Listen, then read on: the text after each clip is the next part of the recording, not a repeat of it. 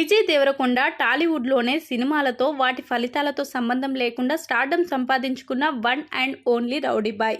ఇక Vijay దేవరకొండకు separate fan base ఉంది.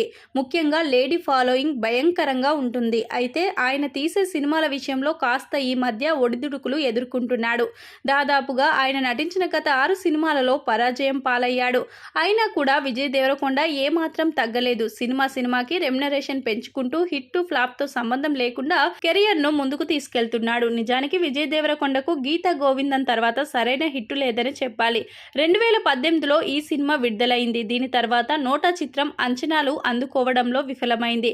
ఈ సినిమా తర్వాత టాక్సీవాలా విడుదలైనా కూడా ఇది చాలా రోజుల ముందే షూటింగ్ పూర్తి చేసుకొని విడుదల ఆగిపోయి నోటా తర్వాత విడుదలైంది. ఈ సినిమా పర్వాలేదనిపించుకున్నప్పటికీ ఎందుకో భారీ హిట్ అయితే కాదు.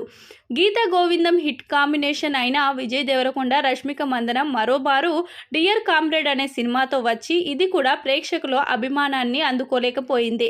2019లో వచ్చిన ఈ సినిమా ప్రేక్షకులను నిరాశపరిచింది. దీని తర్వాత ఎన్నో అంచనాలతో వచ్చిన వరల్డ్ ఫేమస్ లవర్ కూడా ఏమాత్రం కలెక్షన్స్ పరంగా దూసుకుపోలేదు.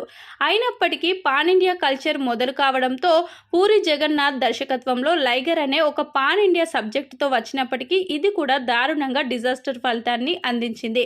ఈ సినిమా విజయ్ దేవరకొండలోని మరో నటుడిని ప్రేక్షకులకు పరిచయం చేస్తుంది అనుకుంటే తీవ్ర నిరాశపరిచింది. దీనికోసం చాలానే కష్టపడ్డాడు విజయ్, అయినా ఫలితం శూన్యం.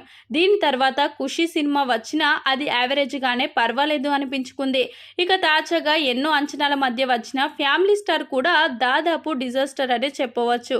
ఇలా గత 6 ఏళ్లుగా విజయం కోసం పరితపిస్తున్నాడు విజయ్ దేవరకొండ. అయినా కూడా అది అందని ద్రాక్షగానే మిగిలిపోయింది.